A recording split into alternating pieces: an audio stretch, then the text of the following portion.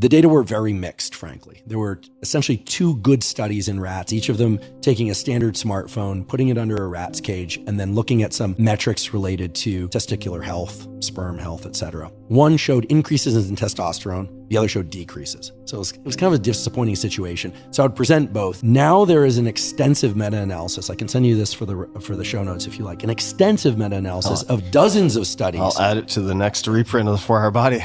And it very convincingly shows that keeping the cell phone in one's pocket, so this isn't putting it to your head, this isn't putting it on the desk in front of you, but keeping on and in one's pocket, and it does not matter if it's on Wi-Fi or you're using cellular, decreases sperm quality, which means forward motility, number of healthy sperm per ejaculate, etc., even ejaculate volume to some extent, and lowers testosterone overall, which is perhaps not surprising given the known heat effects of the phone. So even though it doesn't feel hot to the touch, there are heat effects. Sperm don't like heat. In fact, the most promising male contraceptive that's out there that's not a condom is it's like a cuff that goes around the vas deferens, which is the portal from the testes to the urethra that allows the ejaculate to leave the body, that heats that, right? I mean, a sauna it's not a great form of contraception because it's not sure-proof, but it will reduce your total number of motile sperm by 75% or so. When I go in the sauna, because I do hope to conceive children somewhat, so I wear shorts into the sauna, and I actually put a cold pack at my groin while I'm in there. It's actually when the sauna's really hot, it makes it a little less unpleasant. It's a little painful,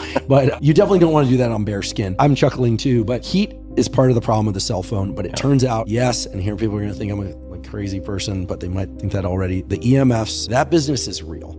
Yeah. Now, is it so real that it's giving us gliomas? Unclear. I'm not going to go there. The data aren't in. But it is very clear that the radiation from phones, the EMFs, and the heat are combining to reduce sperm quality, motility, and overall testosterone. So it's a simple thing. Turn off your phone completely, or even better, just don't put it in your front pocket. If you have to put it in a pocket, put it in your back pocket. Even better would be to put it in a shoulder pocket or a backpack. And I'm a weirdo perhaps, but I don't like keeping the phone to my head too long, but that's also because I don't like holding the phone to my head too long. We don't know very much about the effects of EMFs and heat effects on the different tissues of the body, but we now know a lot about the effects of heat and EMFs on sperm quality, and it's not a good picture for the sperm.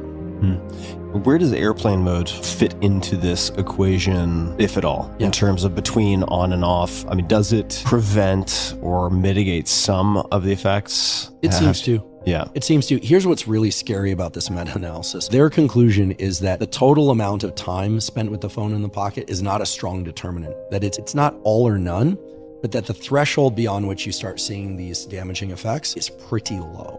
So, again, here we're talking about a don't, not a do. And so it's pretty straightforward. Don't keep the phone in your front pocket if you're concerned with sperm health and testosterone production.